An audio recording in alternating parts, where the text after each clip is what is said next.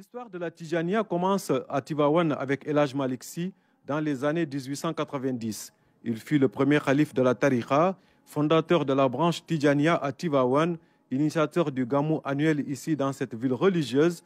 Son khilafa fut le fondement même de l'histoire de la célébration de la naissance du prophète Mohammed ici à Tivaouane. La Hadara a été fondée par El Hadj Malick Sy, on dit officiellement en 1902, même si selon les thèses, ou bien la thèse d'El Hadj Abdoul Aziz Sy, d'abord c'est en 1897. Mais la Hadara a été fondée par El Hadj Malick Sy, qui se caractérisait comme étant un éducateur. Toute sa vie durant, il a été un enseignant, un pédagogue, un éducateur. Il est décédé en 1922. Cette année, c'est la célébration des 100 ans de la disparition d'El Hadj Malick Sy. À sa disparition en 1922, il se fait remplacer par son fils aîné, Serigne Babacar Sy, qui régnera à la tête de la confrérie jusqu'au 25 mars 1957.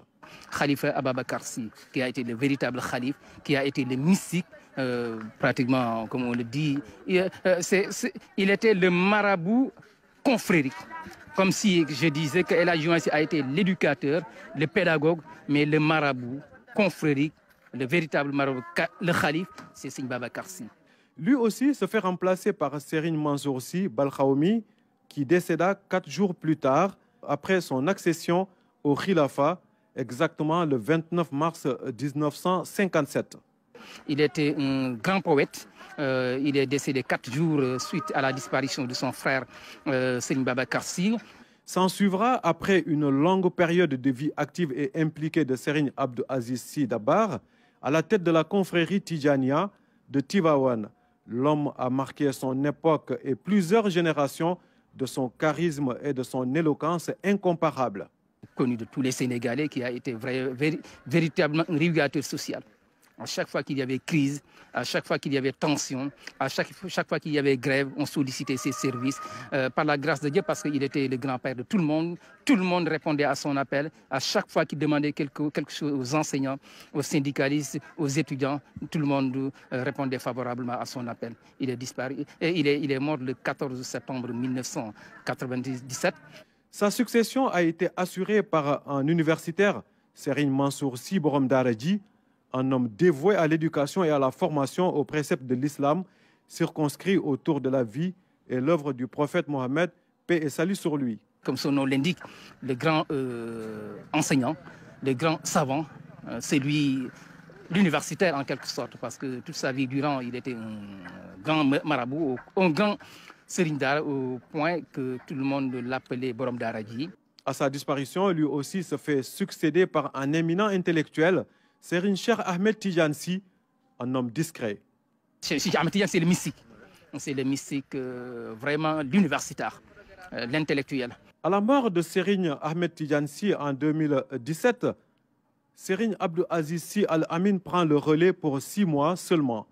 Un khilafa de courte durée, mais rempli de sens. Al Amin, qui a été véritablement comment on l'appelle, le porte-parole, mais en même temps le serviteur. Il a toujours été au service, non pas de la Hadara, mais de la nation. De la nation et de l'humanité entière. Il a été très disponible. Il a servi pratiquement la nation sénégalaise. On ne cesse de lui rendre hommage. Et enfin, Serigne Babacar Sy Mansour, l'actuel khalife, un homme sage, courtois et visionnaire, selon ses disciples. Que Dieu le préserve et lui donne longue vie, c'est Serigne Babacar Sy Mansour, qui est très discret, très courtois, très calme, très serein. J'ai jamais entendu quelqu'un dire qu'il a entendu Serigne Babacar Sy dire du mal de quelqu'un. Il est dans son coin, il ne gêne personne, il est très sociable. C'est un guide, c'est un marabout, mais c'est un père de famille.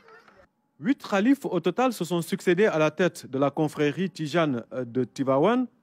8 soufis aux profils différents, mais unis par la mission qui a caractérisé leur vie et leurs œuvres sur les traces du père fondateur, serviteur infatigable de Dieu et de son prophète Mohammed, paix et salut sur lui.